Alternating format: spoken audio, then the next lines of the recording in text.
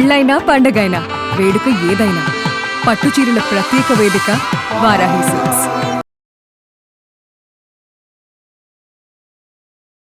నమస్తే రమగారు. నమస్తే జయ.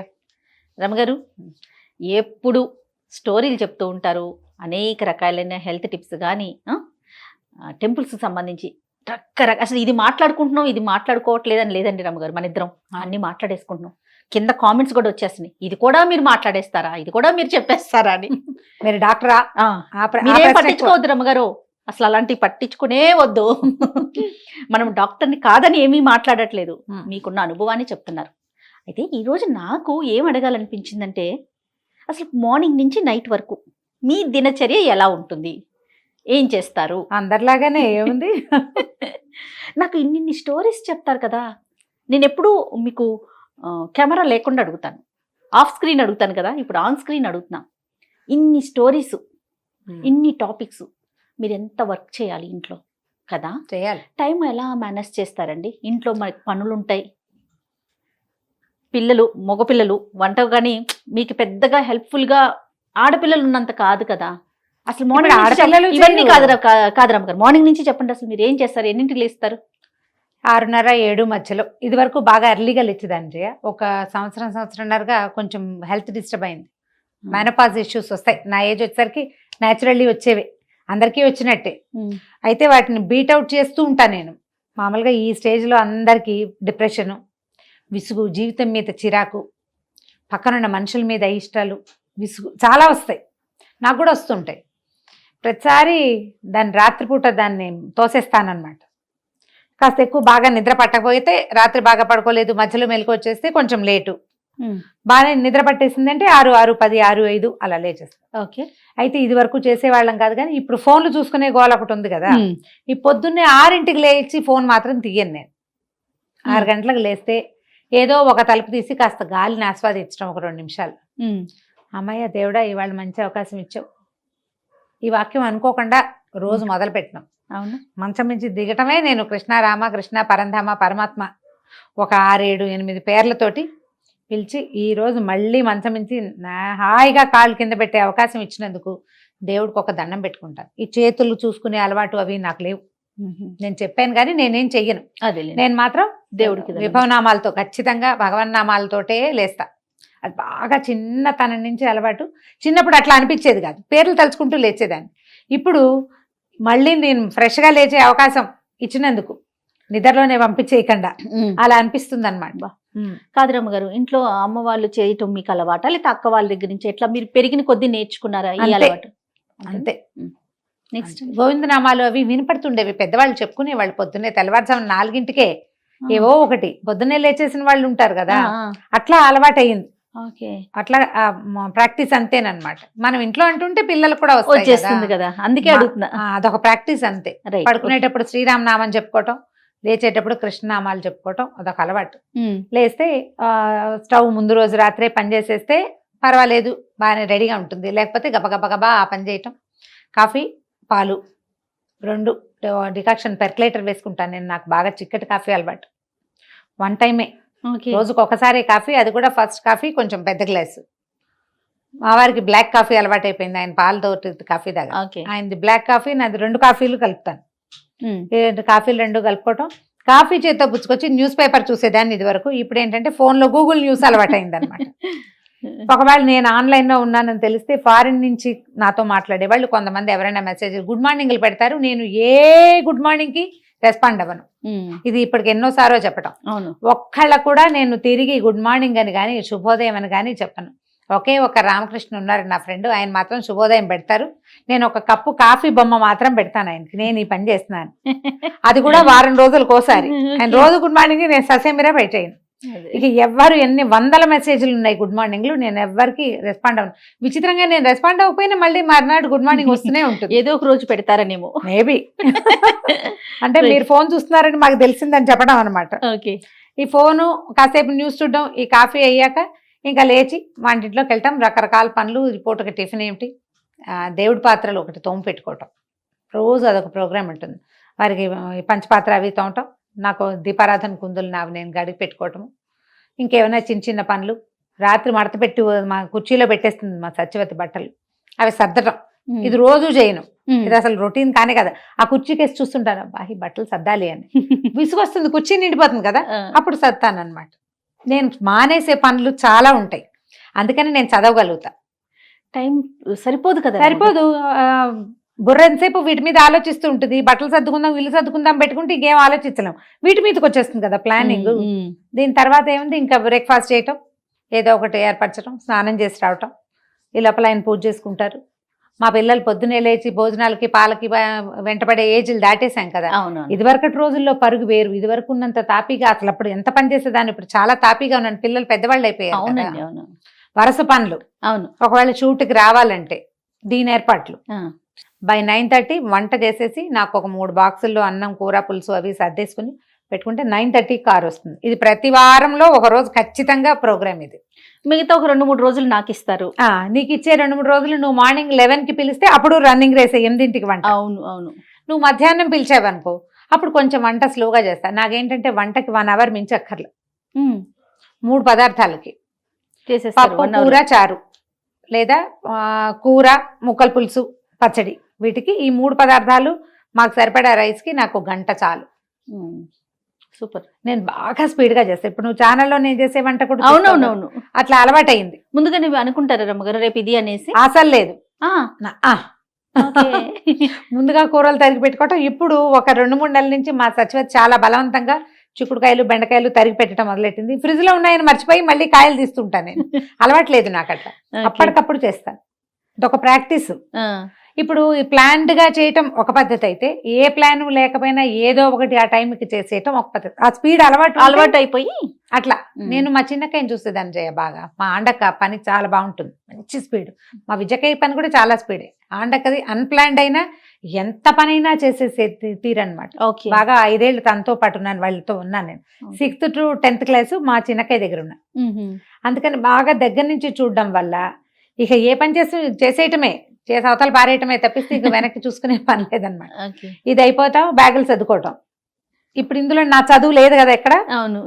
ఒకవేళ నేను షూట్ లేకపోతే 12-12:30కి వంట అయిపోతే ఏదైనా ఒక పుస్తకం పుచ్చుకుని కూర్చుంటాను నేను. ఆ పుస్తకాల్లో కథలున్నాయి, వ్యాసాలున్నాయి, పాతవి పురాణం సీతగారివి ఇల్లాలు ముచ్చట్లు ఉన్నాయి, మాలతీ చంద్ర వంటలు పిండి వంటలు ఉంటాయి. తర్వాత ఏమో శ్రీరమణ గారివి మానవ సంబంధాలు, అలాంటి పుస్తకాలు కూడా ఇష్టం నాకు. అవి చదువుతుంటే ఏంటంటే నేను మాట్లాడడానికి నాకు ఒక కొత్త యాంగిల్స్ దొరుకుతూ ఉంటాయి. ప్రతిసారి మన యాంగిల్సే ఉండవు, నా ఆలోచనే కాదు. నా పద్ధతి ఏంటంటే ప్రతిసారి నేను కొత్తవి చదివినప్పుడల్లా నా ఆలోచన సాధారణంగా నేను నా ఐడియాస్ కొత్త దారులు వెతుకుతూ ఉంటాను. అవును, అందులోకి వెళ్తాను అండ్ దాన్ని అప్లై చేయడానికి ట్రై చేస్తాను. అది నేను అందరికీ చెప్తాను కూడా. మనిషి నిత్యము విద్యార్థిగానే ఉండాలి. నా పందా ఇంతే, నేను ఇంతే చేస్తా, నా పద్ధతి ఇదే అనడానికి వీల్లేదు.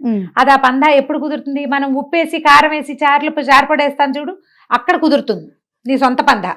కానీ లైఫ్ లో కుదరదు. ఎందుకంటే లైఫ్ ప్రతిరోజు ఏదో ఒక కొత్త దాన్ని మనకి నేర్పిస్తుంది. మనకు అసలు తెలియని ఒక కొత్త కష్టాన్ని మన మీద పడేస్తుంది. మందే కాకపోవచ్చు అది. అవును, చుట్టుపక్కల వాళ్ళది కూడా. ఏదైనా ఒక కొత్త సమస్య వస్తే how to deal with that అనేది మనకి తెలియాలి కదా. బుక్స్ చదవటం వల్ల చాలా విషయాలు తెలుస్తాయి, చాలా కొత్తవి టాపిక్స్ రేజ్ అవుతా ఉంటాయి. ఇది కూడా మాట్లాడొచ్చా, ఇది కూడా ఉందా అనే విషయం అర్థమవుతుంది కదా రమ్మగారు. ఇప్పుడు పుస్తకంలో ఫోన్ లో కొన్ని యాప్స్ ఉన్నాయి, అవును, దాంట్లో నుంచి కథలు చదువుకుంటా. ఓపెన్ గా ఉన్న పుస్తకాలు చదువుతాను. షూట్కి వస్తే ఎట్లాగో సాయంత్రం దాకా ఇక్కడే సరిపోతుంది. అవును, మళ్ళీ ఇంటికి వెళ్తే రాత్రి వంట చాలా సింపుల్. నా తిండి చాలా తక్కువ కదా, అవును, నేనేదో కొంచెం తింటాను. ఒక రోజు తిన్న కూడా ఈవినింగ్ ఏదైనా స్నాక్ లాంటివి తింటే రాత్రికి జంపే. ఆయన వాళ్ళకి భోజనం, మాకేంటంటే వారికి వేరు పిల్లాడికి వేరు. పిల్లలు అన్నం తింటారు, ఆయనకి రొట్టెలు కావాలి. ఈ 2 చేస్తాను. ఇది ఏళ్ల తరబడి అట్లా అలవాటైపోయింది. ఏదో ఒకటే చేయటం లేదు. కాదు రమ్మగారు, ఎంత లేట్ అయినా మళ్ళీ మీరు వెళ్ళి చేయాల్సిందే వంట. రాత్రి 10ంటికి వెళ్ళినా నేను చపాతీలు చేయవలసిందే. మేము ఎగ్జిబిషన్కి వెళ్ళి తిరిగి వచ్చి మళ్ళీ ఇంటికి వచ్చి చపాతీలు చేసుకుంటాం. అట్లా అయితే ఒకటి ఉంది, చపాతీల్లోకి కూరే కావాలన్న నియమం లేదు. బెల్లం పాకం, ఖర్జూరాల పాకం, అది కాకపోతే ఫ్రూట్ జాము, అది కూడా మా వారికి నడుస్తుంది. ఓకే, కాబట్టి కూర కంపల్షన్ లేదు కదా, రొట్టెలే కంపల్సరీ. పిల్లలకి ఏదైనా కూర వేపడో ఏదైనా చేయాల్సి వస్తుంది. ఇవి ఏంటంటే స్పీడ్గా చేసి పారేసే అలవాటు వల్ల ఇది కుదురుతుంది. అవునవును, అలవాటు వల్ల ముఖ్యంగా అలవాటు వల్ల తర్వాత సాయంకాలం 9:30 అవ్వగానే 9:30 మళ్ళీ అగైన్ పుస్తకం. మళ్ళీ 9:30 పుస్తకం పట్టేసుకుంటారు. ప్రతిరోజు 9:30కి ఏదర్ ఫోన్లో లేదా పుస్తకంలో పెట్టుకోవాల్సింది. ఎన్నింటి వరకు ఉంటున్నారండి నైట్? 11. ఆ 9:30కి వచ్చి నాకేమైనా కాల్స్ వచ్చినా, కొన్ని కౌన్సిలింగ్ కాల్స్ ఉంటాయి కదా, ఈ కౌన్సిలింగ్ కాల్స్ ఉన్నప్పుడు ఇక పుస్తకాలు క్యాన్సిల్. ఆ కాల్స్ ఏవో చూస్తా సొంతంగా. నేనే మామూలుగా ఫోన్ ఓపెన్ చేశాను అనుకో, ఎవరో మెసెంజర్లో ఐడియాలు అడుగుతుంటారు, ఇప్పుడు ఇలా ఉంది పరిస్థితి ఏం చేయాలి కొంచెం అడుగుతారు కదా, ఈ అడిగిన వాళ్ళకి సమాధానం చెప్పి కొంతమందితో ఎలాబరేట్గా మాట్లాడాల్సింది వస్తుంది. కొంతమంది వాయిస్ మెసేజ్ ఇది వరకు టైప్ చేసేదాన్ని, నాకు కూడా విసుగు పుట్టింది. పర్వాలేదులే, వాళ్ళు కావాలంటే ఎవరికైనా దాన్ని పంపించుకుంటారు. అవునవునవును, అలా అనుకుని ఇప్పుడు అందరికి వాయిస్ మెసేజ్లే. భలే హ్యాపీ అనిపించేస్తుందండి. ఈజీగా ఉంటుంది, వాళ్ళకు కూడా ఒక సాటిస్ఫాక్షన్ ఉంటుంది. అడిగాము అమ్మ ఆన్సర్ చేశారు అని ఒక సంతోషంగా ఉంటుంది కదా. సో ఇవి చేయటం. ఇందులో సెల్ఫ్ గ్రూమింగ్కి ఒక పొద్దున 10 నిమిషాలు, సాయంత్రం 10 నిమిషాలు ఖచ్చితంగా కేటాయిస్తాను నేను. ఎక్సర్సైజ్ ఏదైనా ఒక చిన్నది. బాగా ఫుల్ యోగాలు చేయట్లేదు ఇప్పుడు, ఓపిక తక్కువ, విసుగు, ఇవన్నీ చేయలేక అబ్బా ఇవన్నీ ఎవరు చేస్తారా దేవుడా అనిపిస్తుంది. 10 నిమిషాలు ఖచ్చితంగా మార్నింగ్ ఎక్సర్సైజ్. మీ పర్సనల్ కంటూ ఉంచుకునేది మార్నింగ్ ఒక 10 నిమిషాలు, సాయంత్రం ఒక 10 నిమిషాలు. పుస్తకాలు కూడా నా పర్సనల్ థింగేగా. పర్సనల్ అనుకుంటారా రమ్మ? అంటే ఇప్పుడు కాదు రమ్మ గారు, మాకు వచ్చి చెయ్యకపోయినా, మీడియా కాకపోయినా మీరు పుస్తకాలు చదివే పద్ధతి ఇదేనా పందా? మరి నేను చదవకపోతే నాకు ఇన్ని విషయాలు ఎలా తెలుస్తాయి? ఇవాళే తెలుసుకున్నానా? నేను ఏదైనా కొత్తగా తెలుసుకున్న మ్యాటర్ లాగా అనిపించదండి, అసలు ఆలోచనే లేదు. ఎప్పుడు పుస్తకాలు ఉన్నాయి జయ నా జీవితంలో. నా 5వ ఏట నుంచి పుస్తకాలు. నేను స్కూల్కి వెళ్ళడం మొదలెట్టడానికి ముందు నుంచే చందమామ ప్రవేశించింది నా జీవితంలోకి. ఎప్పుడు బుక్స్ ఉన్నాయి. పుస్తకాల వల్ల నేను ఎన్నో దొంగతనాలు పొరపాట్లు కూడా చేసే చిన్నప్పుడు. పుస్తకాలు పిచ్చి, అంత పుస్తకాలు పిచ్చి నాకు. మా ఇంట్లో ఉన్న పుస్తకాలు కాదు, అది ఎక్కడైనా పుస్తకం దొరికితే చదివేసేయటమే, అద్దెకి తెచ్చుకుని చదివేయటం, లైబ్రరీకి వెళ్తే చదివేయటం, ఎప్పుడు చదివే. మార్నింగ్ నుంచి ఇంకా 11కి పడుకుంటారు అనుకుందాం, మళ్ళీ రొటీన్ అంతేగా. ఇంకా ఇదే జరుగుతుంది, పెద్దగా మార్పులే మార్పులు. ఏదైనా బజార్ వెళ్తాం, ఆ పూట సాయంకాలపు చదువులు గిదువులు ఏమి ఉండవు, ఎవరింటికైనా వెళ్తాం, ఆ పూట ఆ టైము దొరుకుతుందా మీకు? అది నా ప్రశ్న. కొంచెం తక్కువే చేయాలి కదా. నేను ఇదివరకు రెగ్యులర్ గా వారం రైతు బజార్ వెళ్ళేదాన్ని. వారంలో ఒకసారి లేదా 2 సార్లు ఏవైనా కొనడానికి. ఎంతసేపు అమీర్పేట బాగా తిరిగేసేదాన్ని ఫ్రీక్వెంట్. నేను అమీర్పేటలో ఎంతమంది చూసుంటారో, అవునంటారు అందరు. ఇప్పుడు ఈ మధ్య కాలంలో అసలు నేను రైతు బజార్ టైం పెట్టలేకపోతున్నా. 1.5 సంవత్సరంన్నర అయింది నేను రైతు బజార్ వెళ్ళి. పిల్లలే ఏదో హ్యాండిల్ చేస్తున్నారు, లేదా బయట నుంచి వచ్చే. ఇప్పుడు కదా మనకి కోవిడ్ నేపథ్యం కూడా ఒకటి వచ్చింది కదా, దాంతో ఇంకా అసలు పూర్తిగా పోయింది. రెండోది, ఇప్పుడు నేను భయపడుతున్నాను కూడా. ఎక్కడికైనా బయటకు వెళ్తే కొంచెం జనం చేరటం కొంచెం ఇబ్బందికరంగానే ఉంటుంది. ఫ్రెండ్స్తో వెళ్తే కొంచెం చికాక్గా అనిపిస్తుంది. అంటే ఎవరైనా పలకరిస్తే చికాక్ అని చెప్పడం కాదు, ఇది నాకే ఒక డెలికసీ అనమాట. నేను ఇలా జనాలతో గుర్తింపబడ్డము చాలా అద్భుతమైన విషయమే, కానీ నేను దాన్ని హ్యాండిల్ చేయలేకపోతున్నాను. అంటే ఫ్రీగా లేదనమాట, మొమ్మాటంగా. నా గ్రూప్ లో నాకు ఎంబరాసింగ్ గా అనిపిస్తుంది. మా అక్కయ్యలకి సంతోషంగానే ఉంది, కానీ నాతో వచ్చిన వాళ్ళు మా అక్కయ్యలు వాళ్ళు ఎక్కువగా ఉంటారు కదా, వాళ్ళు బాగానే ఉంటారు, కానీ నాకే ఒక చిన్న ఎంబారసింగ్ గా వీళ్ళతోటి నన్ను వాళ్ళ నుంచి సెపరేట్ చేసి. ఫ్యామిలీ మెంబర్స్ భలే మనకన్నా వాళ్ళకి ఎక్కువ బాగుంటుంది రమ్మగారు. బాగా ఎంజాయ్ చేస్తారు అక్కలు. మా వారు కూడా, మా వారి పిల్లలు కూడా బాగా ఎంజాయ్ చేస్తారు. మేము అక్కడ ఎక్కడికో వెళ్ళాం, గాన్గాపూర్ వెళ్తే అక్కడ వృక్షం కింద కూర్చున్నాం అనమాట. అశ్వత్థ వృక్షం చాలా బాగుంటుంది అక్కడ. అశ్వత్థ వృక్షం కాదు, ఏమనాలి దాన్ని, గుర్తు రావట్లేదు నాకు. మా స్వామివారిది చెట్టు ఉంటుంది కదా, మన దత్తాత్రేయ స్వామివారు ఉండే వృక్షం. ఐడియా లేదు రమ్మగారు నాకు. ఆ చెట్టు కింద కూర్చున్నాం, చుట్టూతా అన్ని గట్లుగా ఉండి అందరు రాసుకుంటారు, చదువుకుంటారు. ఈ గురు చరిత్ర పారాయణ చేసుకునేందుకు వీలుగా దీపం పెట్టుకుని చదువుకోవచ్చు. నేను మామూలుగా నామాలు రాసుకునే అలవాటు ఉంది నాకు. ఆ పుస్తకం పుచ్చుకెళ్ళి అక్కడ రాసుకుందామని రాసుకుంటున్నా. ఎవరు అమ్మాయి అంటే మీరు రమారావు కాదండి. అందరూ మరాఠీ వాళ్ళు, కన్నడ వాళ్ళు. ఆ మధ్యలో ఒక అమ్మాయి ఇచ్చి పలకరించింది అంతే. ఇలా కాస్త కనపడుతూ ఉంటాయి. కొంచెం ఎంబరేసింగ్ గా ఉండటం మొదలుపెట్టి కాస్త జనాల్లోకి వెళ్ళడం తగ్గించాయి. ఇది వరకు బాగా బజార్లు తిరిగేదాన్ని, ఎవరికి ఏం కావాలన్నా నేనే షాపింగ్ చేసేది. రమ్మగారు, పర్సనల్ లైఫ్ ని మిస్ అవుతున్నాను, ఆ స్పేస్ పోతుంది అన్న ఫీల్ ఏమన్నా అనిపిస్తా ఉందా మీడియాలోకి రావటం వల్ల? అంత లేదు, అంటే చాలా బిజీ అయిపోయారు కదండి మీరు, ఇటు అటు 2 చోట్లకి వర్క్ చేయటం. సో ఆల్మోస్ట్ స్టూడియోస్లోనే ఉంటారు. నాకు తెలిసి వీక్ 4 days స్టూడియోస్లోనే ఉంటున్నారు కదా. అట్లా ఏమన్నా అనిపిస్తా ఉందా? రొటీన్ లాగా అనిపిస్తుంది బోర్గా కానీ లేవటం రావటం వెళ్ళటం లేవటం నా పరిస్థితి అదే అనమాట. అంటే నీ అంత రోజు రావట్లేదుగా నేను అనిపిస్తుంది. వరుసగా హెక్టిక్ గా చేస్తాం చూడు, మధ్యలో పండగలు వస్తాయి, అవి వస్తాయి, ఇవి వస్తాయి.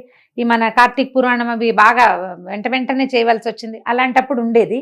కాకపోతే ఏంటంటే కొంచెం ఎక్కువ పరిచయాలు, స్నేహాలు ఎక్కువ, బాగా మా పలకరించే వాళ్ళు ఎక్కువ. ఇదంతా ఎంజాయ్మెంటే సంతోషంగానే ఉంటుంది.